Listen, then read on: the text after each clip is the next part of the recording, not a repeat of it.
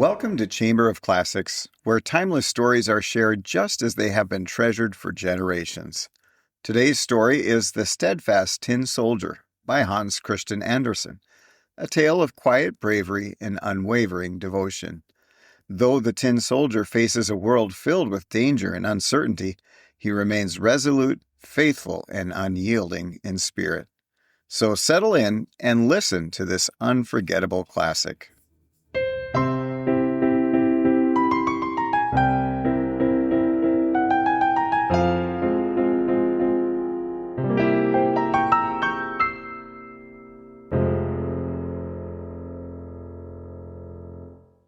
There were once 25 tin soldiers. They were brothers, for they had all been made out of the same old tin spoon.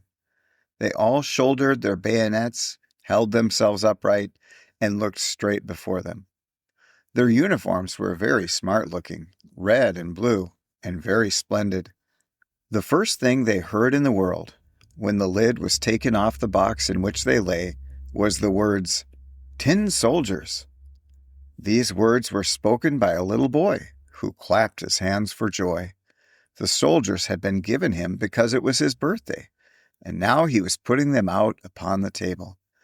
Each was exactly like the rest to a hair, except one who had but one leg. He had been cast last of all, and there had not been quite enough tin to finish him. But he stood as firmly upon his one leg as the others upon their two, and it was he whose fortunes became so remarkable. On the table where the tin soldiers had been set up were several other toys, but the one that attracted most attention was a pretty little paper castle. Through its tiny windows one could see straight into the hall. In front of the castle stood little trees, clustering round a small mirror which was meant to represent a transparent lake. Swans of wax swam upon its surface, and it reflected back their images. All this was very pretty, but prettiest of all was a little lady who stood at the castle's open door.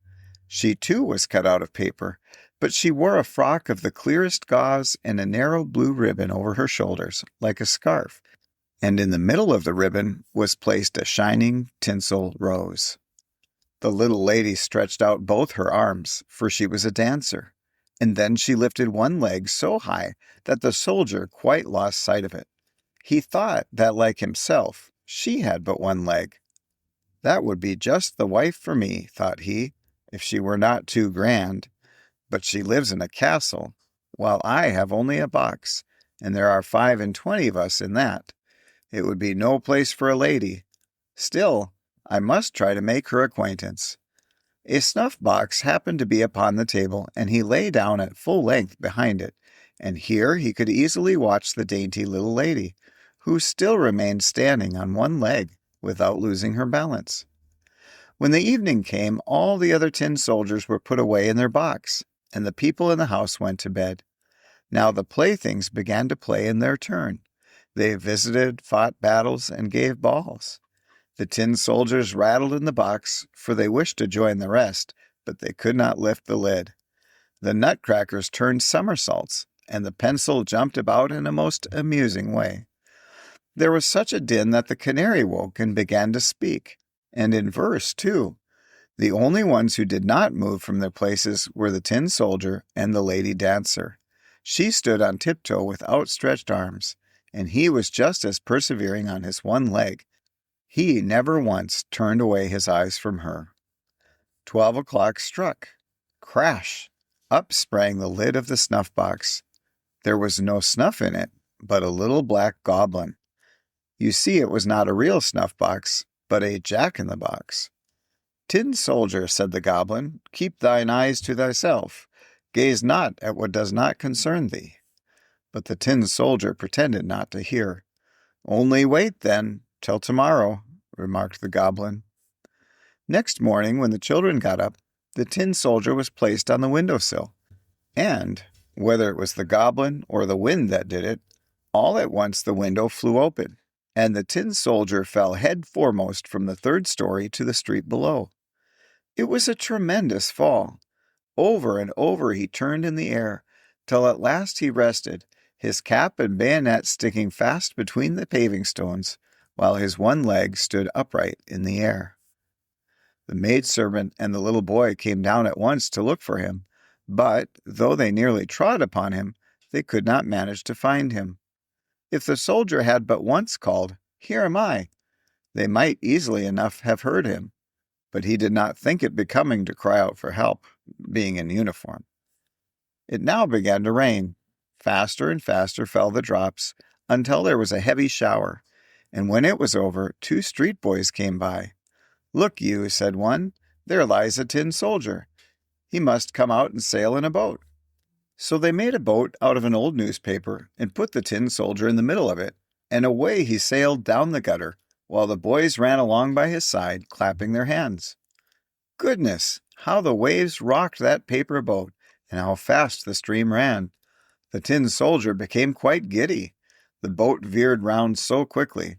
Still he moved not a muscle, but looked straight before him and held his bayonet tightly.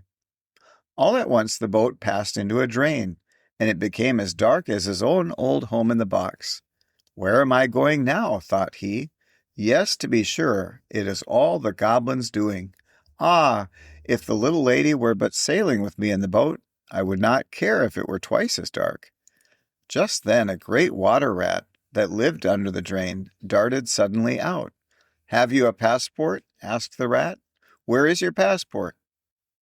But the tin soldier kept silence, and only held his bayonet with a firmer grasp. The boat sailed on, but the rat followed. Whew! How he gnashed his teeth, and cried to the sticks and straws, "Stop him! Stop him! He hasn't paid toll! He hasn't shown his passport!" But the stream grew stronger and stronger. Already the tin soldier could see daylight at the point where the tunnel ended, but at the same time he heard a rushing, roaring noise, at which a bolder man might have trembled.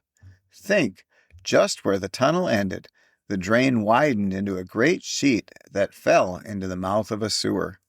It was as perilous a situation for the soldier as sailing down a mighty waterfall would be for us. He was now so near it that he could not stop. The boat dashed on, and the tin soldier held himself so well that no one might say of him that he so much as winked an eye. 3 or 4 times the boat whirled round and round. It was full of water to the brim, and must certainly sink. The tin soldier stood up to his neck in water. Deeper and deeper sank the boat, softer and softer grew the paper, and now the water closed over the soldier's head. He thought of the pretty little dancer, whom he shall never see again, and in his ears rang the words of the song, "Wild adventure, mortal danger, be thy portion, valiant stranger." The paper boat parted in the middle, and the soldier was about to sink when he was swallowed by a great fish. Oh, how dark it was! Darker even than in the drain, and so narrow. But the tin soldier retained his courage. There he lay at full length, shouldering his bayonet as before. To and fro swam the fish, turning and twisting and making the strangest movements, till at last he became perfectly still. Something like a flash of daylight passed through him, and a voice said, "Tin soldier." The fish had been caught, taken to market, sold and bought, and taken to the kitchen, where the cook had cut him with a large knife.